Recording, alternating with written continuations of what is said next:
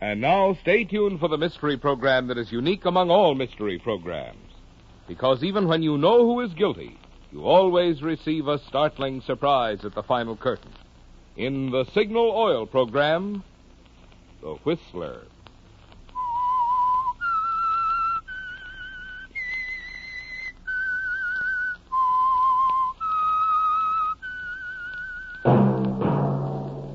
Signal, the famous Go Farther gasoline, invite you to sit back and enjoy another strange story by The Whistler.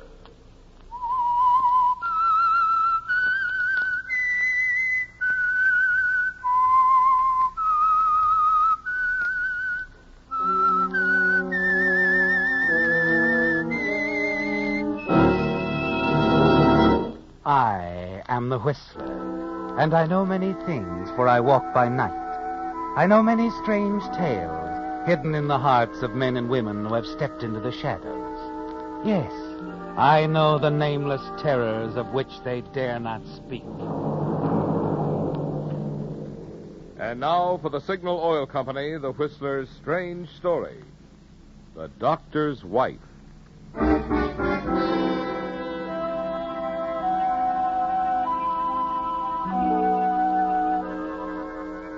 The Boston firm of Beneke and Woodruff, dealers in antiques, art objects, and rare books, has welcomed scholars and collectors into its long, narrow, and dimly lit showrooms for over 100 years. And since 1850, the same motto in neat gold letters on the plate glass window reads, "A firm of integrity." But Charles Beneke, one of the present owners of Beneke and Woodruff, is too restless a man to follow in the traditional footsteps of his forebears. Even now, though his policies have brought the firm to the brink of disaster, Charles remains self-assured and unruffled as he enters the showrooms late in the afternoon and walks back to the office of his partner, Paul Woodruff. Oh, there you are, Paul. Yes, here I am. Well, I did some good. did you forge another letter by Keats, or was it Shakespeare this time? Lower your voice. What for? Because if I have to spend the next 10 years in jail, I assure you, you will be in an adjoining cell. Thanks. Okay, what happened? They proved the Keats letter was a forgery. But they couldn't prove we, or should I say, I did it. But inasmuch as we guaranteed the letter in the bill of sale... Never mind the fine print. How much? Well, the judge awarded them $100,000. $100,000? You know what that means? We're through. Now, look, I told you 5 years ago when you started working in this dirty racket that I didn't want any part of it. But you never objected to sharing the profit. That's a lie. I objected then, I object now. I never wanted to get rich quick. Forget it. We've got to get busy. Oh? Doing what? Putting the stock up for auction and filing the bankruptcy papers? Not quite. I still have the genuine Tupou first edition of Bonelli's Fables locked away. Huntington Library offered $200,000 for it. That was last month. They'll go even higher this month. I have a very unpleasant surprise for you. Another copy has turned up. Somebody was pulling your leg. Ours is the only copy in existence. Was.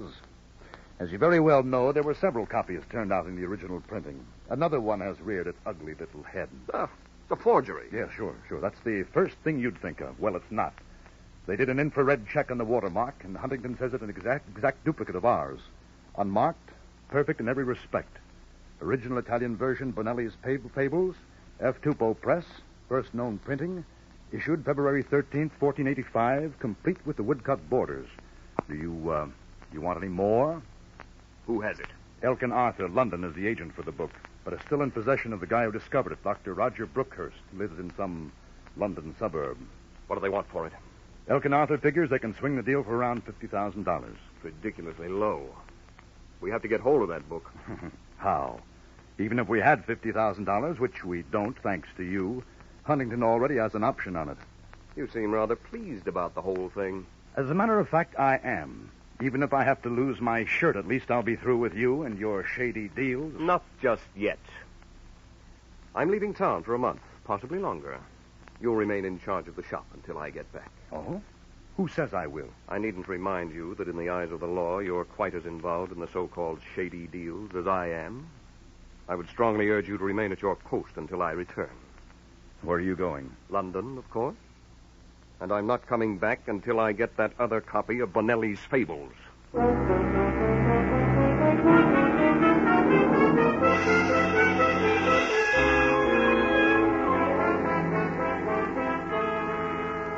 3 days later, you're aboard a World Airline Clipper, completing your trip across the Atlantic, aren't you, Charles? You lose no time sightseeing in London, do you? And after finding yourself in a quiet, fashionable apartment, you immediately put through a call to Dr. Roger Brookhurst. Hello? Dr. Brookhurst's office? It's Dr. Brookhurst's residence.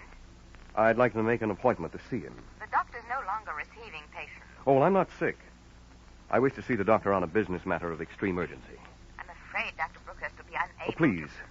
I've come all the way from America to see him. I'll do my best. I can't promise anything, but you may call at the house tomorrow at 4.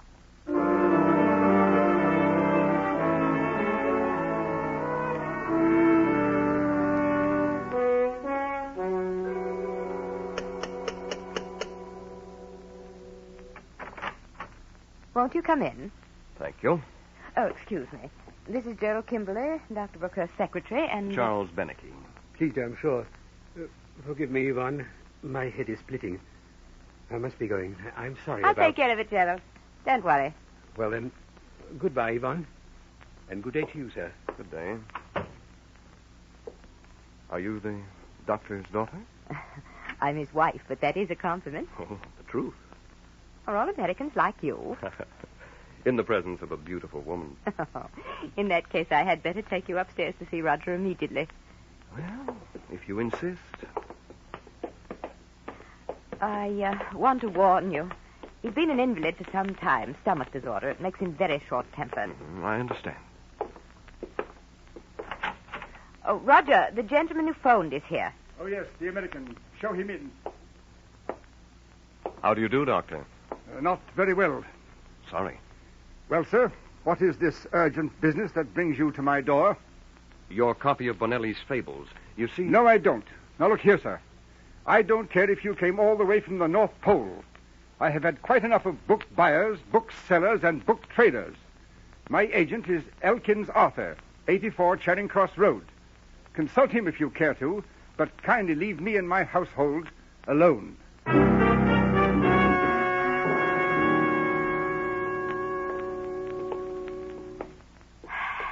Well, I did tell you. Oh, no fault of yours. I try not to judge him, but cooped up with him day in and day out, well, it's just... Can't you ever get away? I can occasionally, but it's no fun by yourself. Well, why don't you let me... Oh, no. I didn't mean to hint. After all, you're a complete stranger. All the more reason. Someone has to show me around London. I couldn't. Oh, nonsense. You can and you will. Let me take you out dancing somewhere after dinner tomorrow night. You can get away, can't you? Easily. But do you really want to? Oh, very much. Well, all right, I'll do it. Thank you. And I'm certain that neither of us will regret your decision. Yvonne.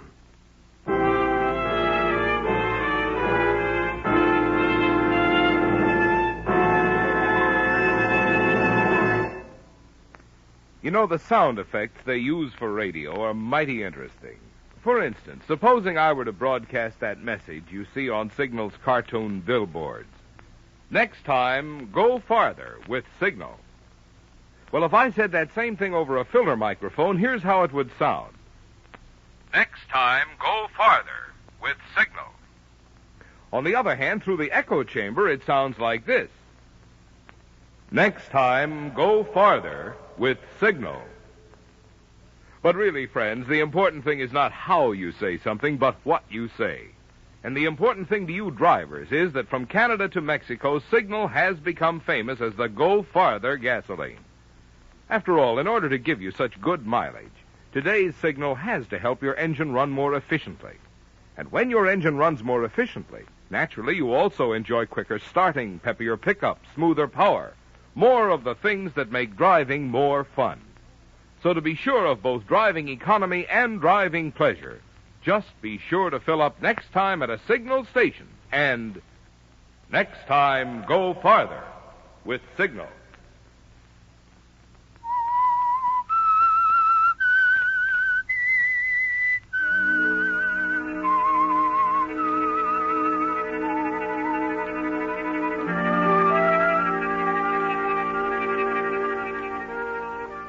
Charles. It looked very bad when you first arrived in London. With Dr. Roger Brookhurst, the owner of the only other first edition of Bonelli's Fables, in very ill health and equally ill nature. It seemed as if you'd be completely unable to talk him out of his copy of the book, which you must have to ensure the value of the one which you and your partner in America now possess. But the doctor's wife is going to make a difference, isn't she? You two get along beautifully the first night that you take her out, don't you?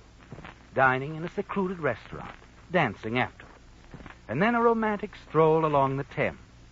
You don't even mention the precious book until you're riding home together in a cab. I don't know when I've enjoyed myself so much. Oh, it has been a splendid evening. You know, I can't see how a woman of your beauty endures Don't that... say it. I am married to Roger, and it's not his fault. Well, all the same, I don't want to think about it. Very well. This evening has been very strange. I feel as though I've known you for years. And I've missed you for years. Charles, I... What are you trying to say? Nothing. Let's keep it light and gay. All right. Let's discuss the subject you've avoided all evening. I can't think of any. Remember I came to London to get my hands on a rare book? Oh, that. Yeah? How do you know I haven't taken you out for a purpose? I have had fun just the same. Oh, you little idiot. Tell me, has your husband told you anything about the value of his Bonelli's Fables? No, he never discusses business affairs with me. It's worth quite a lot of money, you know. Really? Yes. As much as 10,000 American dollars. That much? Honestly? That's right.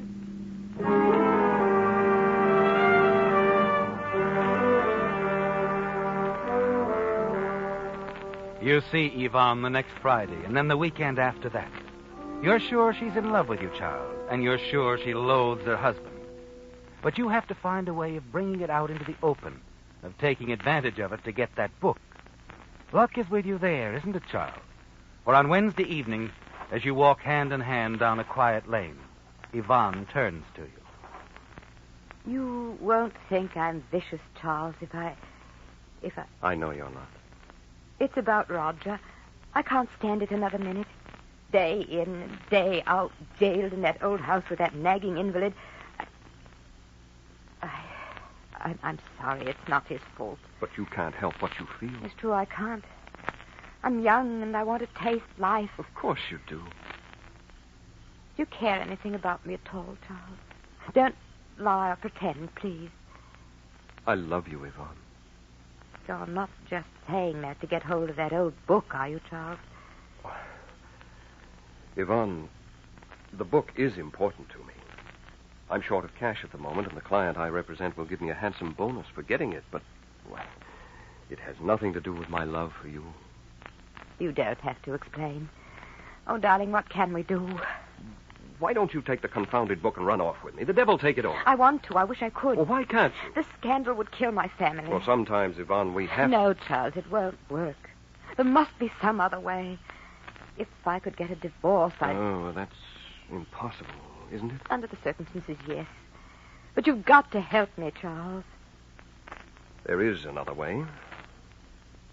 What do you mean? It could be done quickly and safely. No one would be the wiser. No, Charles. Your husband is in a great deal of pain, Yvonne. No, not murder. Don't forget I mentioned it.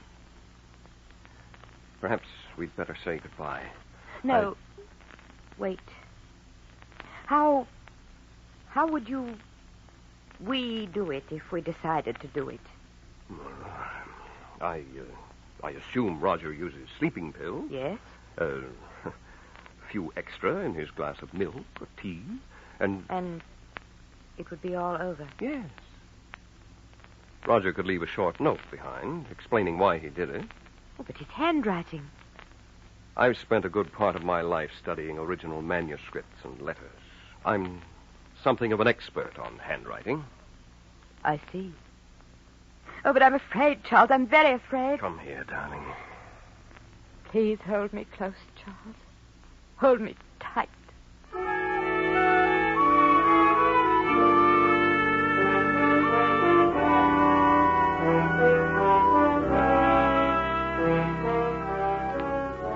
At few days later, Charles, as you sit in your lounging jacket reading a French novel, the phone rings.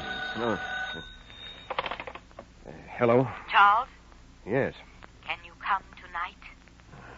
What time? 8. All right.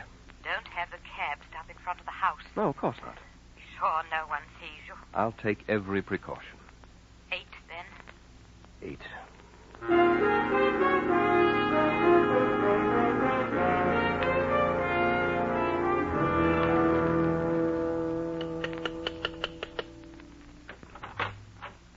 I was afraid you wouldn't come. You know I wouldn't let you down.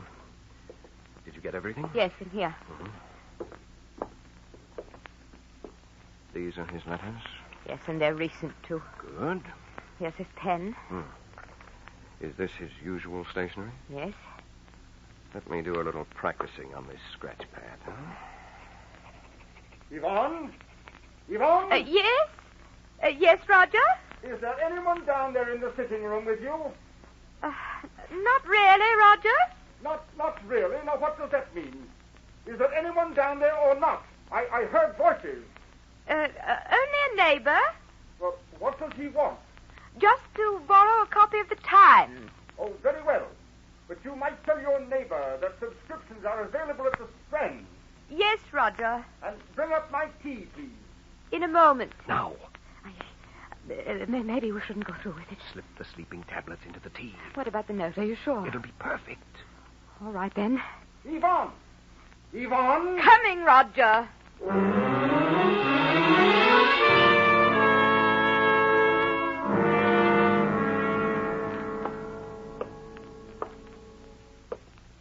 Well? He's drinking the tea now. The note? Jim, how's this?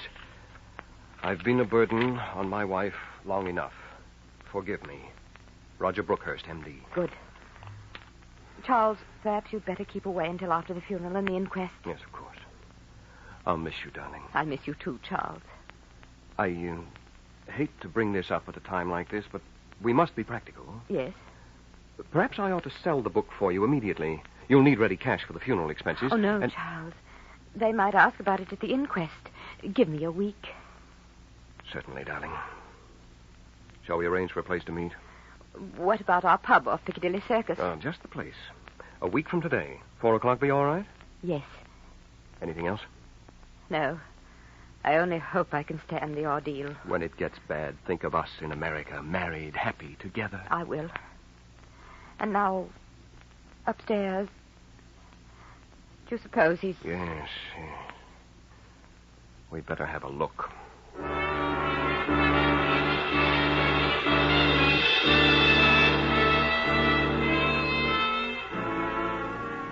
The days that follow seem endless, don't they, Charles? You scan every edition of the newspaper, but all you find are short paragraphs in the back pages stating the simple facts of Roger's death. You fight to keep from phoning Yvonne, and the week finally passes. You find yourself at last in the pub off Piccadilly Circus for the 4 o'clock appointment with her. You wait for her nervously, and suddenly she's there, sitting down beside you in a black gown. Charles, I don't dare stay very long, but it is good to see you. Yes. Everything go all right, Yvonne? Yes. Nothing suspicious at the inquest? Nothing. Good. Did you bring the book? No. Well, why didn't you? I got a sharp cablegram from my client, and I'll need his bonus to book passage for the both of us. Well, I couldn't help it. There were a million details. Tomorrow, Charles, I promise. Well, I'll meet you in the morning. Better make it afternoon. Why?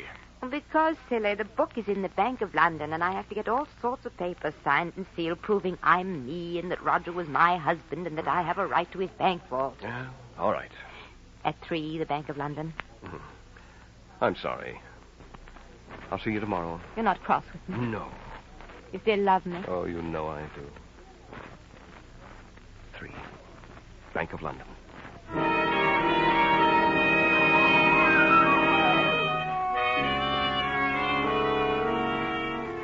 You feel much better, don't you, Charles? You're certain that tomorrow afternoon you'll have your hands on the only other original printing of Bonelli's Fables. You feel a little sad about poor Yvonne, but you don't let it bother you too much. You leave the pub and walk to the World Airlines office.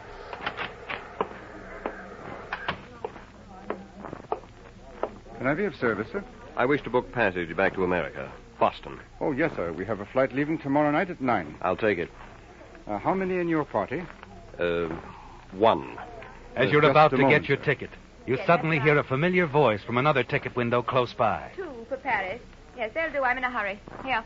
You can only catch a glimpse of her back, but you're sure it's Yvonne. Your ticket, sir? Hold it for me. But, sir, I'll be back.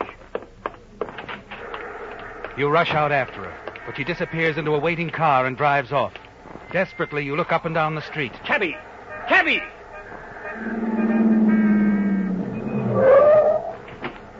Off in, Yank. Bromley suburb. And step on it. Number and street, if you don't mind. I'll show you. Get going.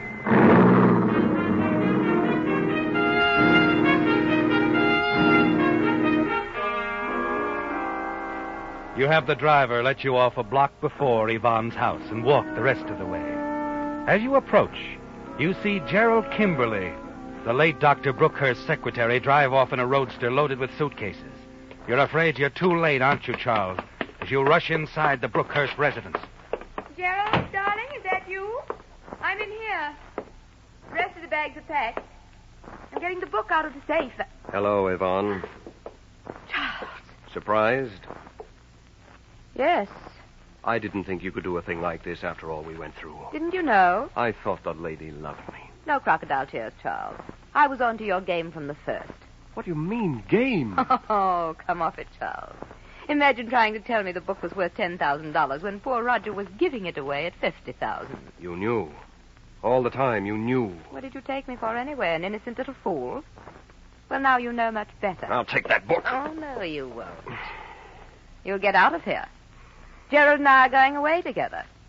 And if I have any more difficulties from you, I shall call the police. You wouldn't dare. Why not? As I remember it, you forged a suicide note.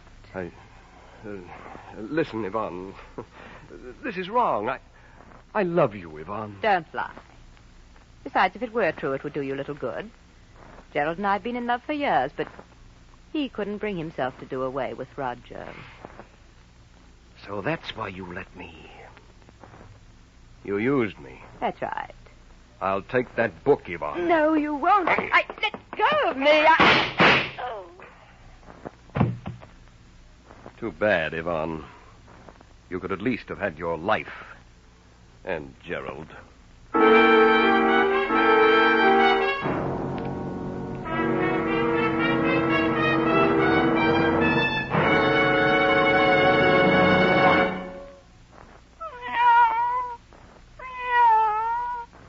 Cats, which are said to have 9 lives, were once used as a basis of comparison for things which are supposed to last a long while. But today, Pussy is a piker compared with the new Lee Super Deluxe tires. Here's what I mean. For extra long mileage, Lee toughens long-wearing cold rubber still further with patented high abrasive Fill Black O. And for extra safety, extra protection against blowouts or road hazards, Lee reinforces the carcass with double-life rayon cord. No wonder Lee of Conshohocken, for half a century maker of first-line tires, dares to back these famous nationally advertised new Lees with a double guarantee. Guaranteed for life against defective workmanship and materials. Guaranteed 15 months against all road hazards. When you consider that Lee charges nothing extra for all this extra quality, and dealers are now giving generous trade-in allowances on old tires, you can see why more and more drivers who want to be prepared for what's ahead are going to signal stations and Lee tire dealers for the tire with 9 lives. Lee tires.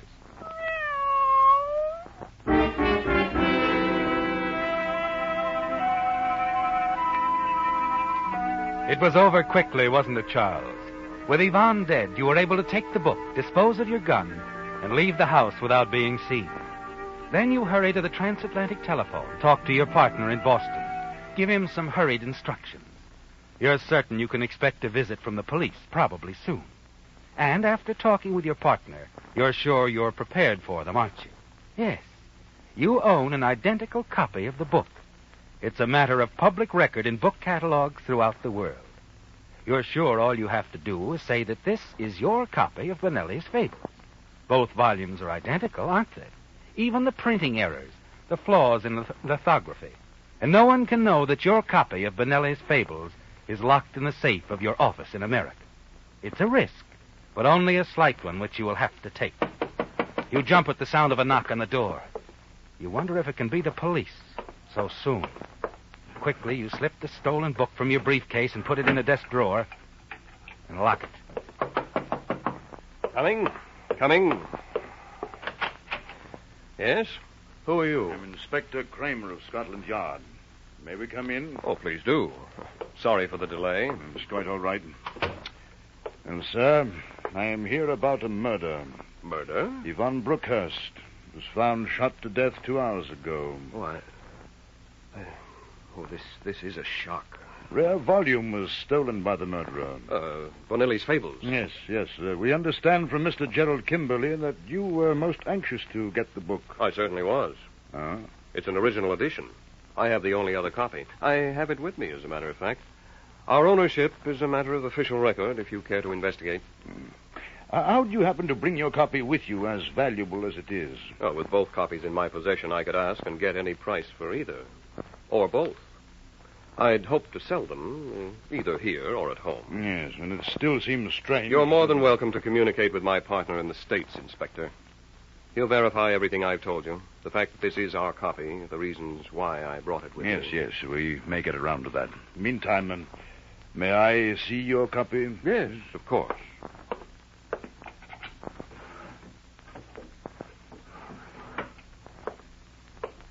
Here you are, Inspector. Yeah, thank you. It's interesting.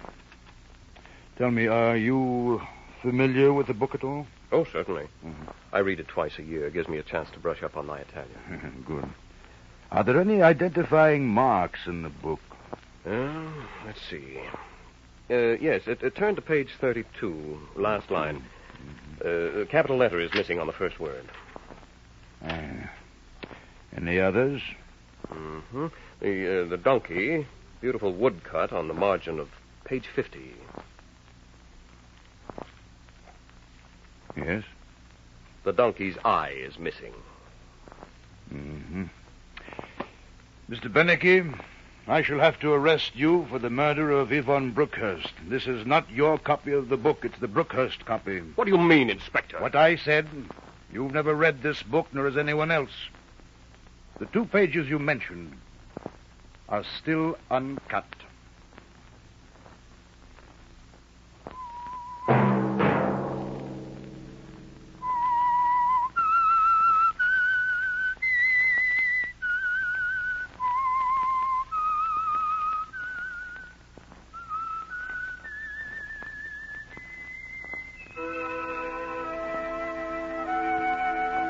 Let that whistle be your signal for the Signal Oil program, The Whistler, each Sunday night at this same time. Meantime, Signal Oil Company and the friendly independent dealers who help you go farther with Signal gasoline hope you'll remember. Regardless of what gasoline you use, you'll enjoy more miles of happy driving if you drive at sensible speeds, obey traffic regulations, and avoid taking chances. You may even save a life, possibly your own. Featured in tonight's story were Bill Foreman as the Whistler, Les Tremaine, Alice Reinhardt, John Daner, Herb Rawlinson, and Donald Morrison. The Whistler was produced and directed by George W. Allen with story by Meyer Dolinsky, music by Wilbur Hatch, and was transmitted overseas by the Armed Forces Radio Service. The Whistler was entirely fictional, and all characters portrayed on The Whistler are also fictional. Any similarity of names or resemblance to persons living or dead is purely coincidental. Remember to tune in at this same time next Sunday when the Signal Oil Company will bring you another strange story by the Whistler entitled Man on the Run, in which a killer takes dangerous and breathtaking chances in an attempt to elude pursuit. Marvin Miller speaking for the Signal Oil Company. This is the CBS Radio Network.